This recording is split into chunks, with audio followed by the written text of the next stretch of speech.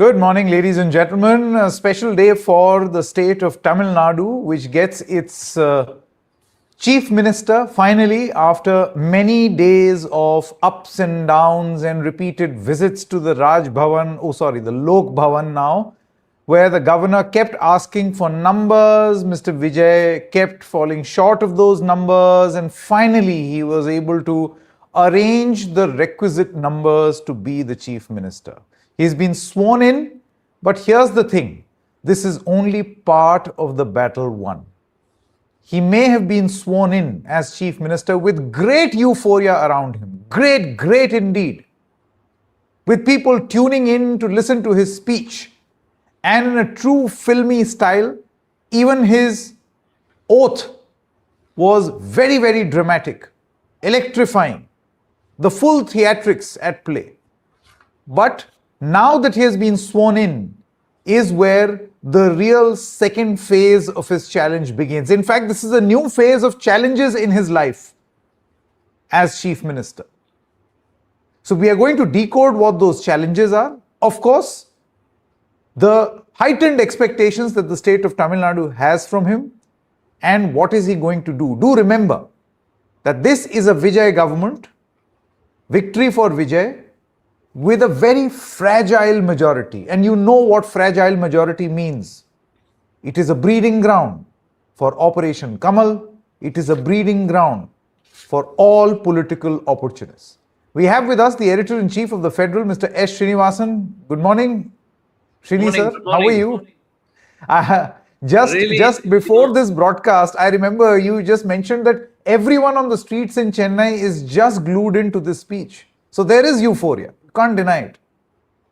Absolute euphoria. The whole city seemed to be, swimming in euphoria. When I drove to office right now to be part of the show, on the way I could see people all tuned into his speech. Even people sitting on motorcycle, the rear seat driver, rear seat riders, they all had their mobile phone on. Children, women, men, all of them. And you could see street corners, people gathered together to listen to his speech. It was no less than a cricket match. In India, cricket is religion. So it was almost as if some minute-to-minute thing they want to know about him. And you are right, the whole Nehru, the auditorium was, the atmosphere was electrifying. In fact, one of my senior editors, he rang up and said, looks like a cinema audio launch. Vijay is very much used to that place. He has done a lot of movie release, pre-movie launches. He's very familiar with that place.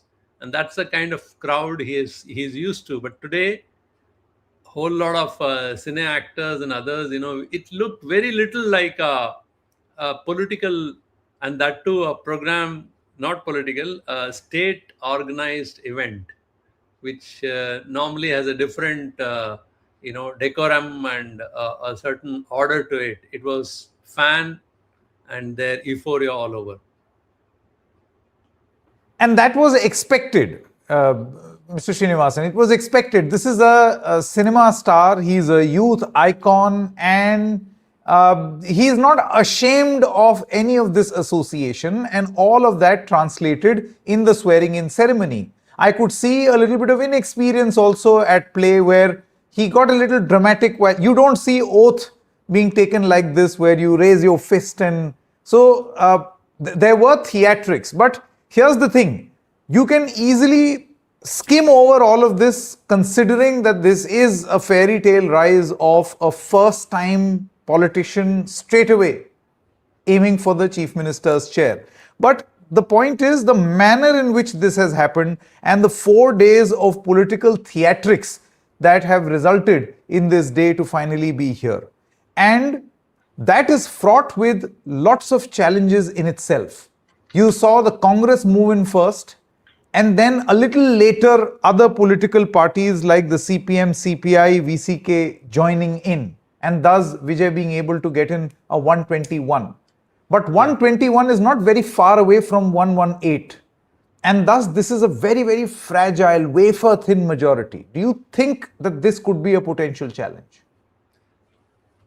You're right, actually. It's going to be fraught with a lot of challenges. It took exactly 6 days for him to form the government. And Vijay, who's not used to real time politics or real politics as they call, would have tasted the, how it tastes like. He would have tasted it all these 6 days, almost a week now.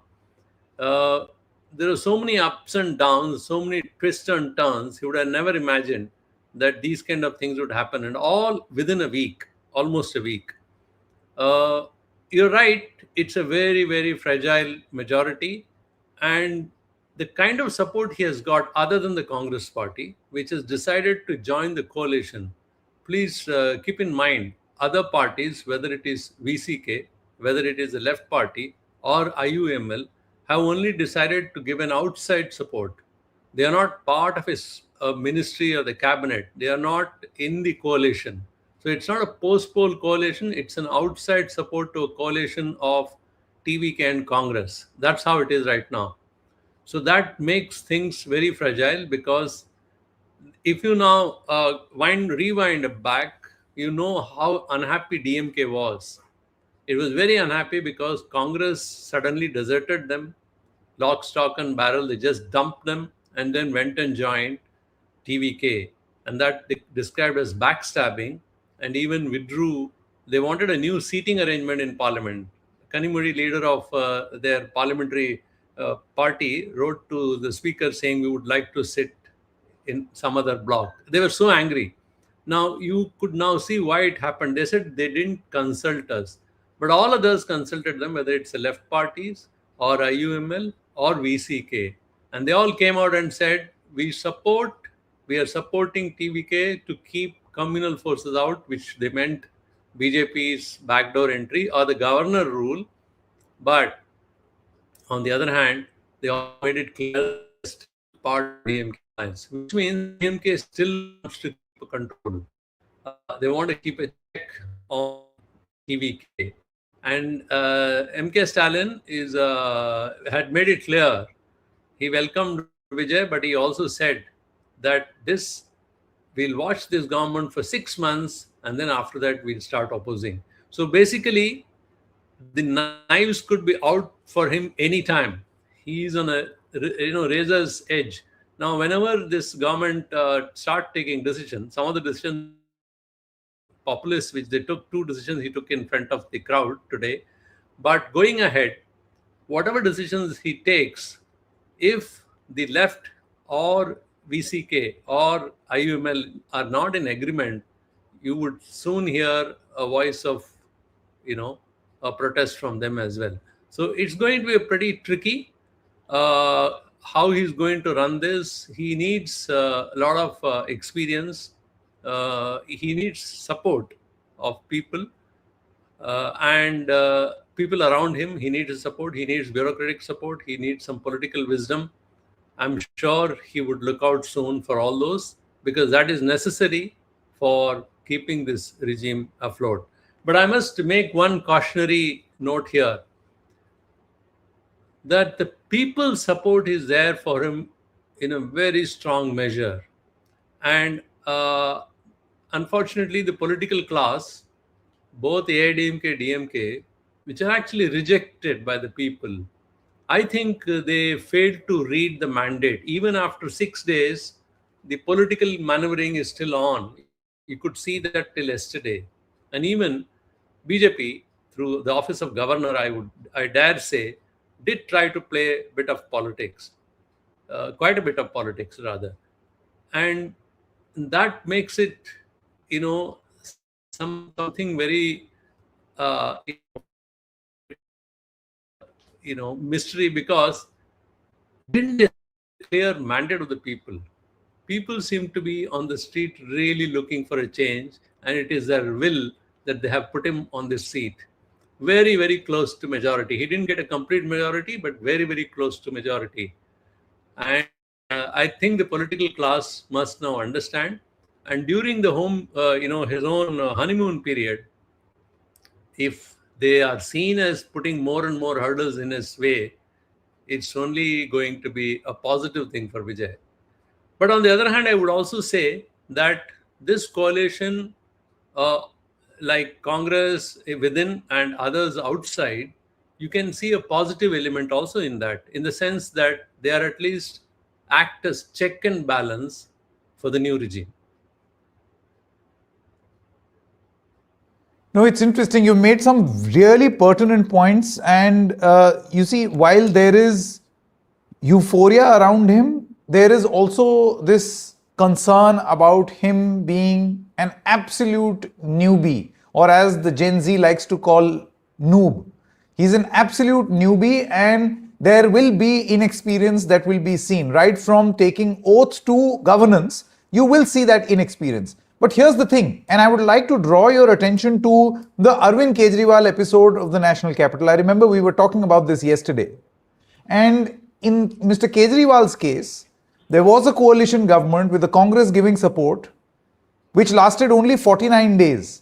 Now, what happened was, in this honeymoon period of 49 days, Arvind Kejriwal was able to take a few of the many promises that he made, captured the imagination, was able to take the message to the ground in Delhi. Of course, Delhi is a much smaller state compared to Tamil Nadu, very few dynamics. The message that went to the people was, see, this guy wanted to help us. The old politicians did not let him. And then in 2015, he got a massive and a bumper mandate with public sympathy. So the point that you made about people's sympathy in this honeymoon period being with Vijay, do you think that is something which other politicians will keep in mind, or they've already forgotten about it? Well, I'm sure if they see, when they seriously, after this, and the dust settles down, I'm sure they would seriously consider this. And you're right. And what Vijay did today was, to the benefit of the viewers, non-Tamil viewers, let me tell you what he did. Very unusual. After he took oath, he went to see off the governor, came back and gave a little speech. It was about only 10-minute speech, very crisp. And the first announcement he made was a completely populist one. I think 200 units of electricity, free electricity. I'm maybe a bit inaccurate. It's around 200 units, I think. You look sounding very familiar to you, sitting in Delhi. Second, what he did was a special force, and he called his, Pen Singam, means women kind of, lion, force, something he's coined. That force will look after the welfare of women. Women's safety had become a big issue in the run-up to the elections. It was a campaign issue. Though I must say this, according to NCRB reports and other reports, Tamil Nadu is one of the safest places for women. You could see women freely driving, walking down the road, even in the late hours in the evening. And the women workforce in Tamil Nadu is the largest in the entire country. So Tamil Nadu is actually the safest place for women as compared to other states. But there are episodic, I would clarify here, episodic instances like rape and other things which have caused huge concern. And AIDMK and other parties took it up, even BJP took it up as a major, governance failure. And Vijay probably wanted to assure women, because he has got huge support from the women, and not just young women, also, mothers and senior women, even older women have completely backed him. Partly because of pressure from the children. Today is Mother's Day, and his own mother said, it's a gift for me.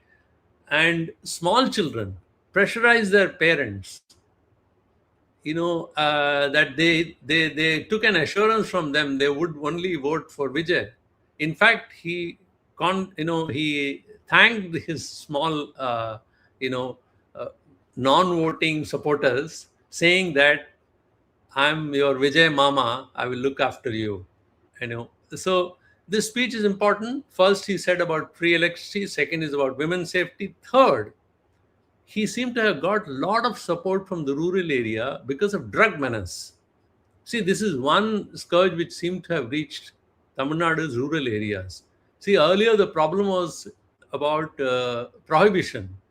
And Tamil Nadu is one state which has been toying with the idea but hasn't, you know, imposed prohibition. The neighboring Kerala they did, and then they failed. In most parts of country wherever prohibition was imposed, it never worked in totality, even in Bihar.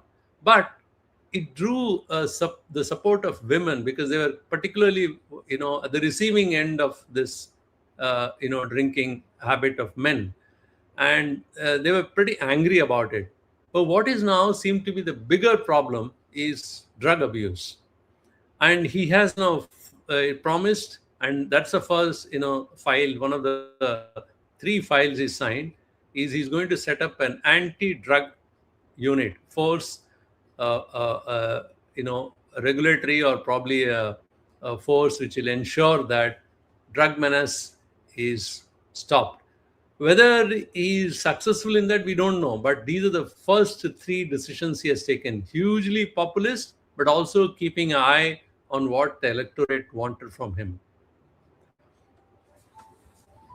Very significant. So those 2 or 3 big ticket things that you can take, or which will immediately reach households, those decisions have been taken within minutes of being sworn in as Chief Minister. And then, of course, you've got the rest of your innings as well, at least the initial few days. Now, I want to understand from you, Mr. Srinivasan, how similar or how different is C. Joseph Vijay from other Dravidian conventional politics which Tamil Nadu is so used to seeing? How is he different? I understand charisma and all, but if you talk about basics, so there was a Dravidian duopoly, now there is a third player. You told me a few days ago that there is an operating system. You want to do politics in Tamil Nadu, you have to be Dravidian. But how is he different from the other 2? Yes, see, Dravidian template, it's a fixed template in Tamil Nadu that without following few things, you can't do politics. One is social welfareism, social justice, equity, communal harmony. These are important. And already Tamil Nadu is a high achiever in terms of social outcomes, whether it is education, and these are important. People take it. When I came first time to Tamil Nadu a decade ago to launch a channel, I was quite amazed that people take discussions on education pretty seriously. They actually want to ensure a good future for their children, and these are very important issues.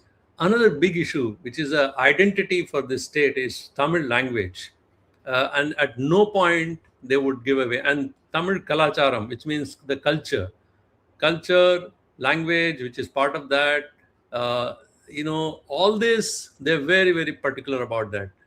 And what Vijay has done is ticked all these main boxes, which are all important. Therefore, what he has done is, behind him, he has kept the images of all these leaders, whether it is Periyar, whether it is Ambedkar, whether it is Annadurai, whether it is MGR, whether it is, other such Kamrajar, even, Velu Nachiyar, freedom, and even an environmentalist hero.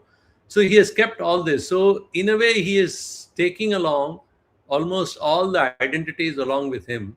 And what is he adding as a person is things which are slightly different. For instance, Brahmins, because there was an anti-Brahmin movement, were not given,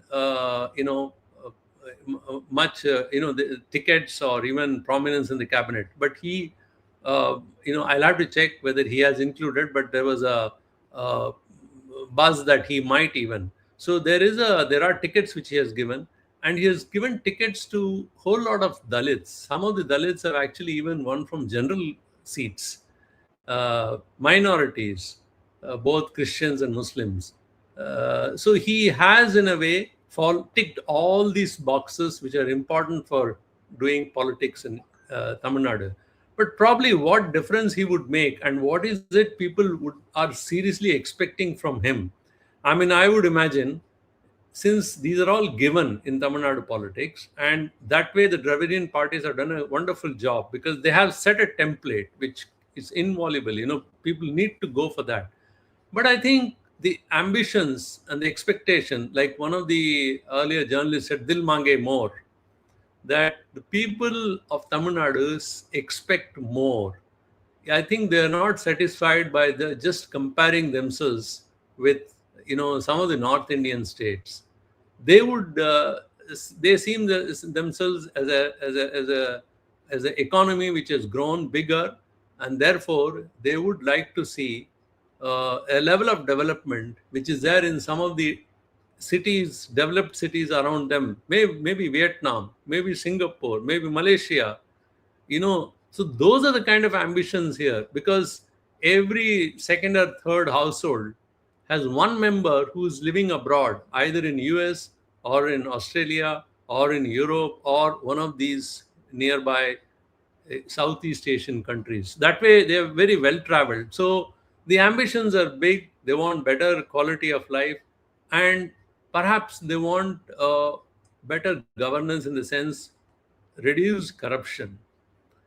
So I think these are the issues they really want to look forward. So in that sense, it's a dramatic shift which has happened. Let's now talk about the realpolitik.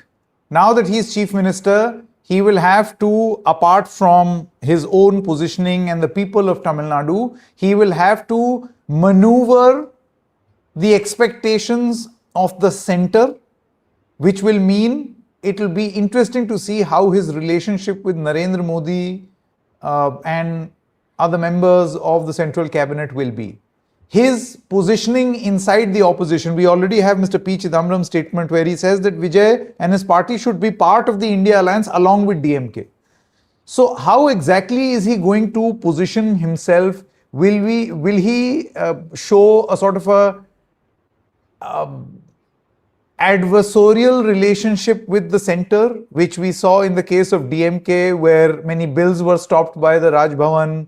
Or will he be, due to his inexperience, a little soft, a little easy while he's still learning on the job in his association with the center, so that he can get more stuff for Tamil Nadu and more cooperation?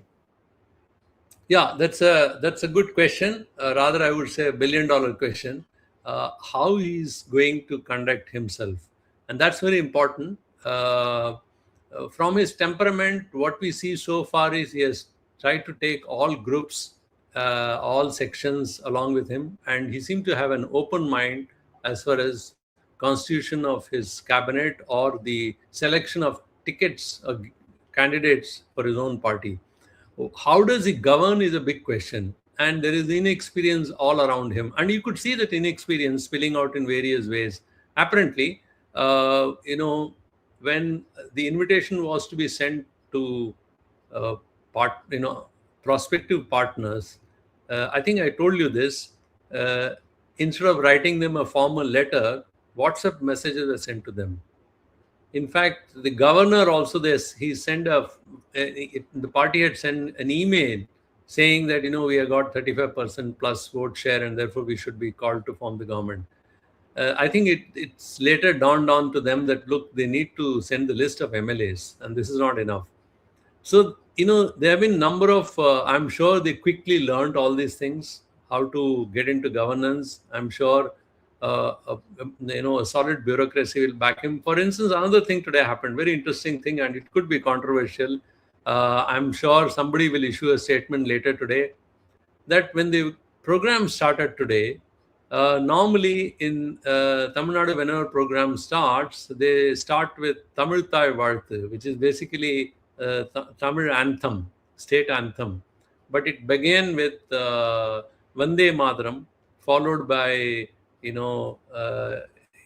our India's national anthem, and then third national anthem, and third came the Tamil Thai Vazhthu. that is the state anthem. So I'm sure some of the politicians are going to criticize Vijay on that, but it was actually a governor's function. It was organized by him to swear in. So right at the beginning, what is going to happen now in the assembly when the governor comes, when the house convenes? Is he going to now insist that you have to play Vande Mataram, or is he going to insist that he's going to not read the written text given by the cabinet? I mean, these are the run-ins which the previous governors have been having with the DMK government, and they when the cabinet edited out some of the portions, he refused to read that, and he walked away. I mean, for the first time you saw a spectacle where Governor Ravi walking out of assembly. So when these kind of situations come, because it's not his own doing, but when the governor also starts kind of these initiatives, what is going to be his response? Srini sir, the governor, Mr. Arlikar, as a proud recipient of 6 shawls over the past 6 days from Mr. Vijay, will he be kinder to him? As of now, do you think that the body language is kinder than what you saw between an MK Stalin and Mr. Ravi? Well, I'm not a very good person to read body languages, but let me tell you one thing, that people are watching very, very closely. And first, in fact, they criticized Vijay for not taking a bouquet and a shawl along with him. But then later, after he gave the letters of support, in fact, he patted him. The governor patted him. And many people noticed it. And they said, well, is the governor going to take Vijay under his wings? I mean, those kind of things have also started. So everybody is very closely looking at all the body language, how it goes. I think some of the news reports suggest that he had a 1.5 hour, after the letters were given, meeting with the governor, and it was very cordial. And they both, seem to be hitting off well initially. But, the proof of the pudding will be actually when he gets down to serious governance. Today, he seemed to have, hit the, as they say, hit the ground running by announce these decisions. But then soon, when the formal assembly starts and other decisions are taken, what kind of pulls and pressures he receives is something we need to notice.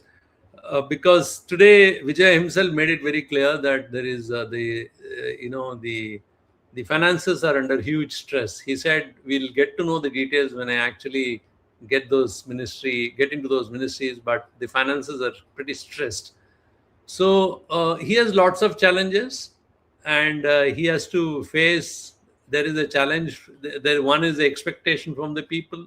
Second is the challenge from the governor, which basically Delhi. The third is his own inexperience. Fourth is his cabinet ministers and others. And fifth is the allies who are giving him an outside support, and the opposition here. So he has lots of pulls and pressure, which he has to keep in mind. All right, Mr. R. Rangaraj, senior journalist, is also with us. Good afternoon, good morning rather. Sorry, I've lost track of time. Mr. Rangaraj, a new chief minister in Tamil Nadu, what do you think are his big, let's do a quick SWOT analysis, strength, weakness, opportunities and threats, according to you?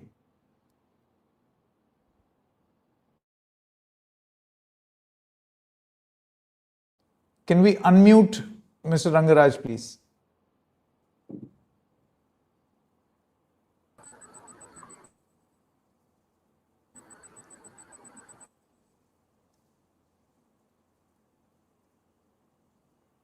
Okay, we seem to be facing a bit of a trouble. Yeah, Mr. Rangaraj, can you hear me?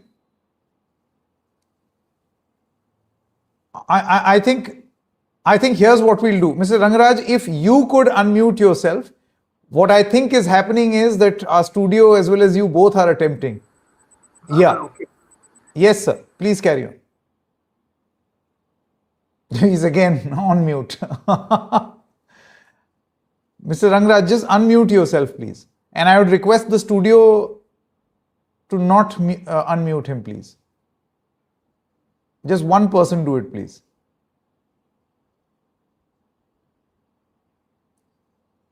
Okay, this is a bit of a trouble.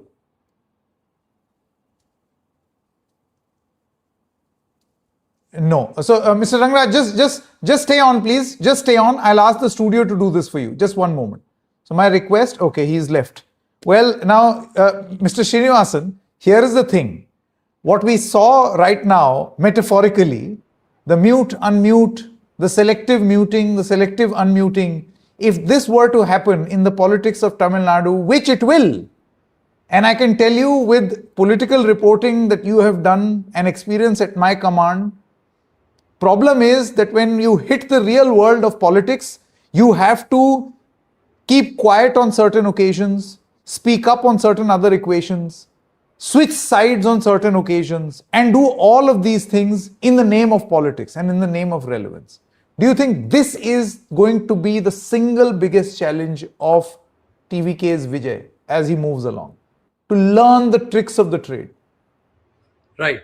I think there are opportunities for him as well, because yesterday, on the fifth day, suddenly there was a bounty for him where things seem to have turning in his favor, because till the first day it looked as if it's going to be pretty tough because governor has put a roadblock and the others were not coming around. Yesterday evening, there was a crisis kind of a thing. There was a kind of a rebellion brewing in Tamil Nadu's biggest political party, which is AIDMK. 2/3 of the elected 47 or 49 MLAs have decided that they would form a separate bloc, and that's a serious issue.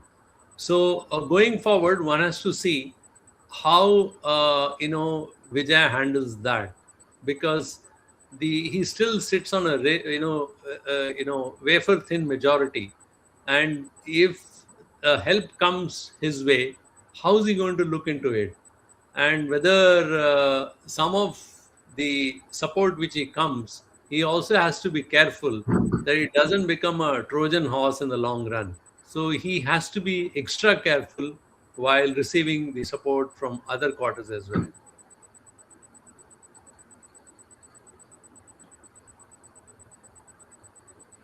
You're muted. Can you hear me, Mr. Rangraj?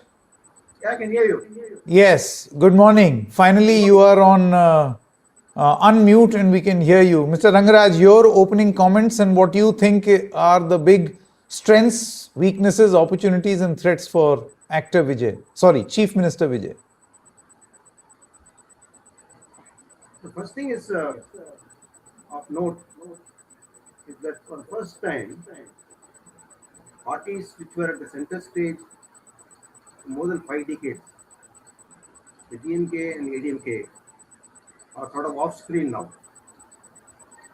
This is something that couldn't be imagined. I mean, in the past it was said there will be a DMK government. If you have to vote it out, you have to vote for ADMK, and vice versa. This is the first time a man has come in, said to be a novice. He has come and brushed both these parties aside, taken them on together, and kept both out of power. So this is something that is very unique. This has to be studied in detail. You have to go into a lot of data and do a lot of research, but it's something that's more than what India and NTR could do. So in terms of vote share, in terms of defeating two big opponents like DMK and ADMK, well-entrenched parties with, and the general charge that was made against Vijay was that he has no political ideology, no background, the party has no infrastructure, he may draw crowds, but crowds will not turn into votes, and votes will not turn into seats. All kinds of arguments that were being put forward by the media for the last 3 months. And all that is smashed. And the funny thing is, the media had absolutely no clue.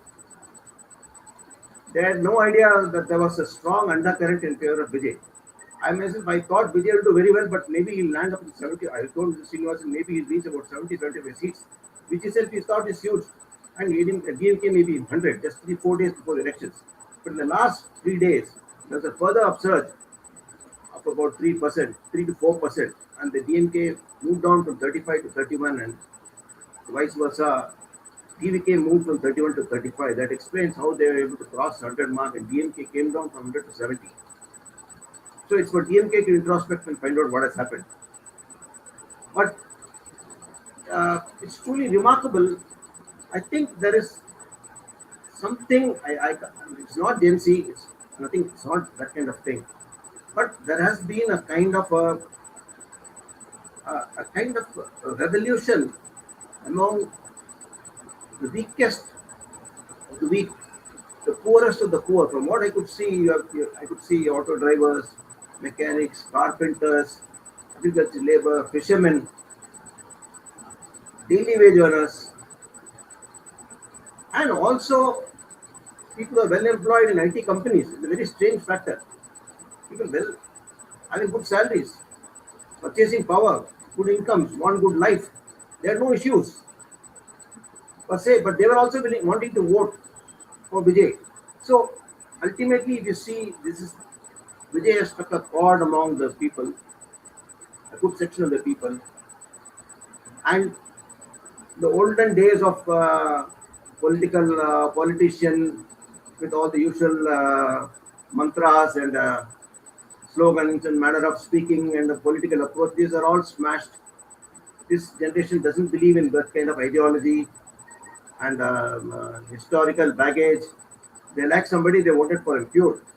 It's absolutely that. They like Vijay. It's not that they have something against the political vote against Stalin or against ADMK or anybody like that. They like him, and you can see the kind of communication that he has with that crowd. He speaks the language and he says, I'm one of you. Now, the important thing to note here is he has no godfather, he has no strong training in politics, but that's the message that he puts across. I am a new guy who has come into politics, just like you are. I'm from your family. I represent your hopes and aspirations. Now, if you say that he wants to be projected like a messiah, that he has a magic wand, he can deliver, could be wrong.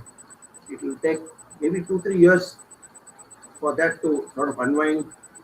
The fizz will be off once he stops delivering, or people have such high expectations, and that could be, you asked about his weakness. The weakness could be the high expectations that they have from his government. And whether he has the political acumen and administrative skill to handle things in government. Karnanidhi was very good with administration. NTR was good in communicating things with people. You see, combination of both, we don't know. So we'll have to wait and see how he performs. But the important thing is to note is both DMK and NDMK have got such a road shock. They're not able to recover. They're not able to digest somebody new coming along and pushing both of them out. If you see the goings on in the last 4-5 days of DMK agreeing to support and ADMK-led government, it's unthinkable. But why did they think of that? And why was this move on? Because they knew that if Vijay becomes CM, he'll be unstoppable. They cannot stop him. Yeah. I get what you're saying, Mr. Rangaraj. And the thing is... crisis. Okay, Mr. Rangaraj, I get the point that you're making. You see, the thing is, Tamil Nadu may have experienced this now and has done in the past also. Many states have. But the thing is that many states and even the country's politics sometimes asks for a system reboot. And when there is a system reboot, conventional political rules get thrown out of the window, which Tamil Nadu experienced.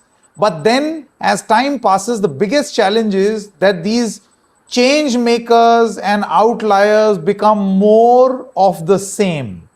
So will Vijay, in the name of politics, become more of the same is going to be the thing to look out for. As of now, many congratulations to the people of Tamil Nadu and to actor turned Chief Minister Vijay on his brand new innings. What a bumper opening at the box office. Mr. S. Srinivasan, Editor-in-Chief of TheFederal, R. Rangaraj, Senior Journalist. Thank you so much for joining us on this program. Thank you.